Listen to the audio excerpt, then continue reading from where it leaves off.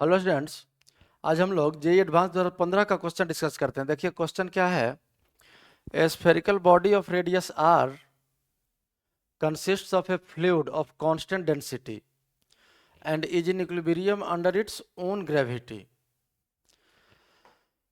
देखिए क्वेश्चन में कह रहा है कि एक स्फेरिकल बॉडी है, ये हो गया मान लीजिए स्फेयर, रेडियस आर है और एक फ्लूइड भरा हुआ है और ये पूरा का पूरा फ्लूइड जो है स्फेरिकल फॉर्म में है। ये अपने ग्रेविटी के कारण ही इक्विलिब्रियम में है, मतलब इस शेप में है अपने ग्रेविटी के कारण। If P R is the pressure at R, R is less than capital R, यानी डिस्टेंस स्मॉल आर पर लिया गया है, pressure P, then correct option is R. मतलब प्रेशर का रेशियो निकालना है, प्रेशर का वैल्यू सीधा समझिए निकालना हम लोग को, सॉल्व करना है।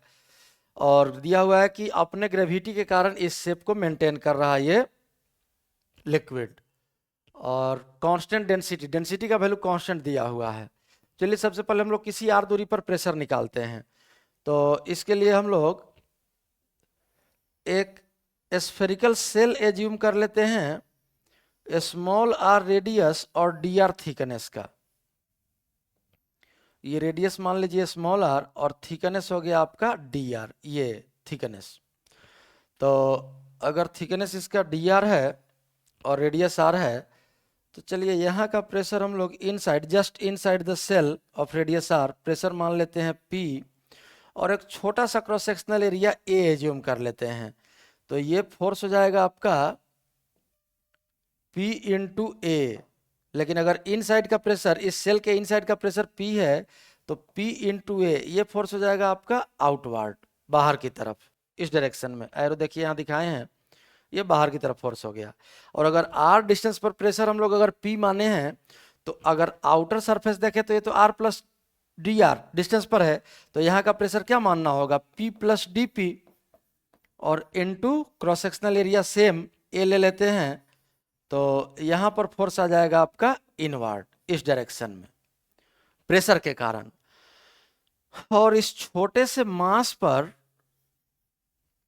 इस डी आर थिकनेस वाले पार्ट के छोटे से क्रॉस सेक्शनल एरिया, यहाँ जो देखिए डायग्राम में दिख रहा है, इस मास पर जो ग्रेविटेशनल फोर्स लगेगा वो लगेगा आपका इस डायरेक्शन में, सेंटर की तरफ, mg। और ये छोटा सा चूंकि एलिमेंट लिए हैं तो इसको हम लोग dm इंटू जी लिख लेते हैं। अब देखिए अगर इसका इक्विलिब्रियम इस छोटे से पार्ट का हम लोग अगर लिखेंगे तो हम लोग लिख सकते हैं, सेंटर की तरफ फोर्स हो गया P A plus D P A D P को, डी पी ए को ए डी पी भी लिख सकते हैं, और प्लस जी इंटू डी एम, ये जी ग्रेविटेशनल फील्ड हो जाएगा, ग्रेविटेशनल फील्ड, और इंटू डी एम इसका मास, और इक्वल्स अपवर्ड फोर्स है P इंटू ए। अब यहाँ से इसी इक्वेशन को हम लोगों को पहले सॉल्व करना होगा, सिंप्लीफाई करना होगा। तो देखिए यहाँ से पी ए कैंसिल हो गया, और अब अगर इस इक्वेशन को सिंप्लीफाई करें तो हम लोग लिख सकते हैं ए डी पी इक्वल्स, इसको इधर ले चलिए, minus G D M, minus G D M. अब जी का और डीएम का वैल्यू लिखना होगा, जी है ग्रेविटेशनल फील्ड और इंटू डीएम इस छोटे से पार्ट का मास। तो अब यहां से देखिए इस इक्वेशन को हम लोग सिंप्लीफाई कर सकते हैं, A D P equals minus, सबसे पहले जी का वैल्यू लिखते हैं ग्रेविटेशनल फील्ड का। तो देखिए इस छोटे से पार्ट पर जो फोर्स लगा रहा है वो स्मॉल आर रेडियस के स्फेरिकल वॉल्यूम में जितना मास होगा, ध्यान से सुनिए, स्मॉल आर रेडियस के स्फेरिकल वॉल्यूम में जितना मास होगा उसी की वजह से यहाँ फील्ड होगा, और इसी फील्ड की वजह से, ग्रेविटेशनल फील्ड, इसी फील्ड की वजह से यहाँ फोर्स लगेगा जी इंटू डी एम। तो स्फेरिकल मास के कारण फील्ड आप लोग जानते हैं G M by R square. तो सबसे पहले ग्रेविटेशनल फील्ड में कैपिटल जी आ गया, यूनिवर्सल ग्रेविटेशनल कांस्टेंट। अब इस स्मॉल आर रेडियस के स्फेरिकल वॉल्यूम में जितना मास है वो लिखना होगा।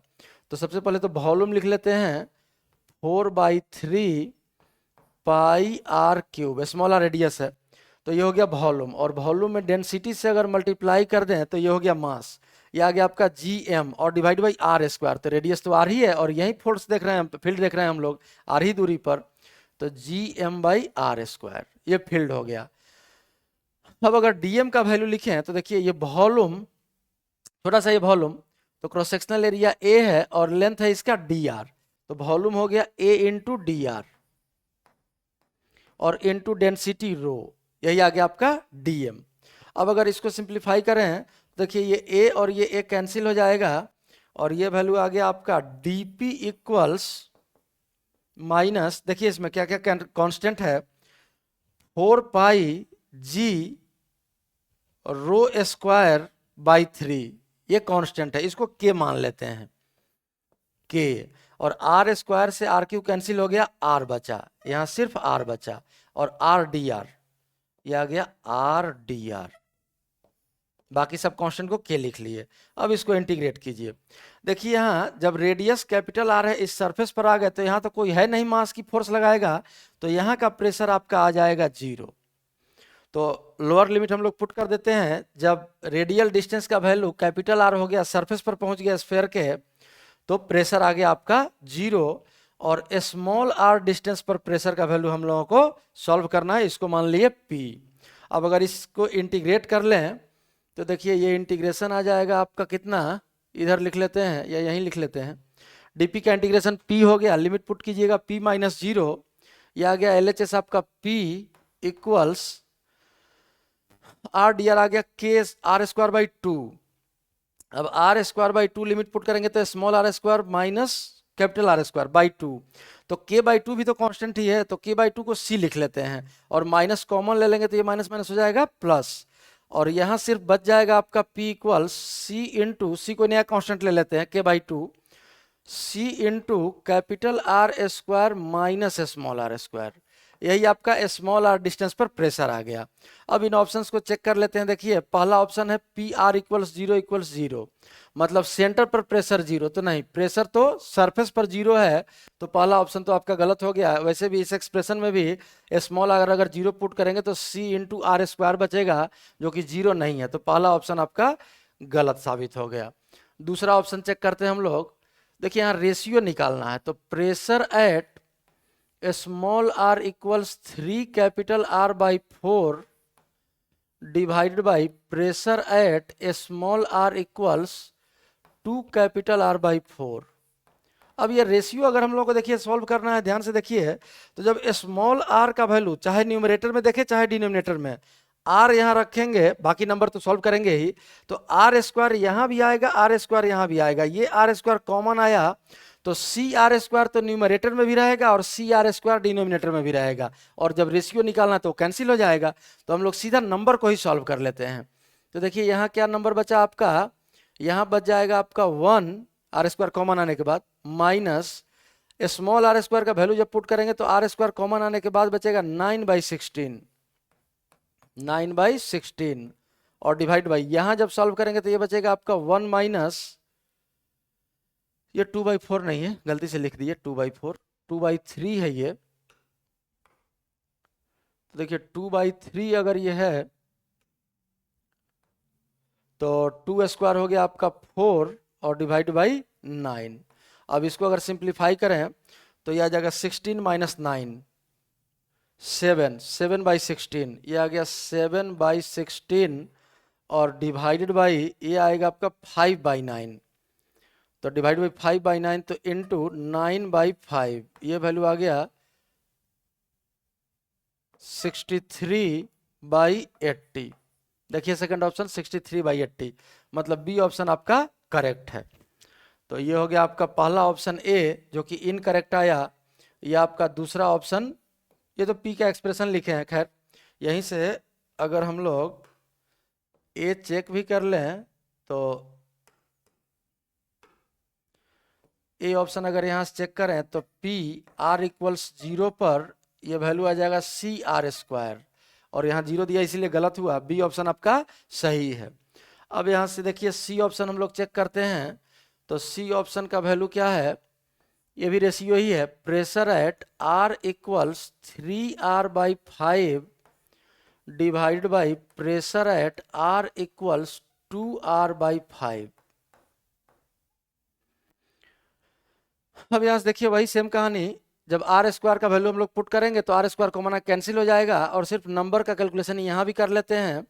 तो ये बचेगा आपका 1 माइनस 9/25 डिवाइडेड बाई 1 माइनस 4/25। ये था 3/5 स्क्वायर किए तो 9/25 और 2/5 स्क्वायर किए तो 4/25। अब बचेगा क्या, सो देखिए 25 माइनस 9 16/25 और ये बचेगा आपका 21/25। 21/25 डिवीजन में तो मल्टीप्लाई किए तो 25/21, ये कैंसिल हो गया। वैल्यू क्या आया 16/21। देखिए क्या दिया है 16/21, मतलब ये ऑप्शन भी आपका सही है। अब डी ऑप्शन में देखते हैं हम लोग, इसको भी चेक कर लेते हैं। डी ऑप्शन के लिए अगर हम लोग देखें तो pressure at R/2, R equals capital R/2 divided by pressure at small r equals capital R/3। फिर से r तो कैंसिल ही हो जाएगा, R स्क्वायर कॉमन आके, और नंबर का कैलकुलेशन कर लेते हैं। Equals 1 minus 1/4 divided by 1 minus 1/9। अब इसको अगर सिंप्लीफाई करें तो यह आ जाएगा 3/4 और डिवाइडेड बाई 8/9, तो मल्टीप्लाइड बाई 9/8, ये आ गया 27/32। लेकिन ये दिया है 20/27, तो ये ऑप्शन आपका गलत हो गया। यही इस क्वेश्चन का सॉल्यूशन है और बी ऑप्शन और सी ऑप्शन इस क्वेश्चन का करेक्ट आंसर है।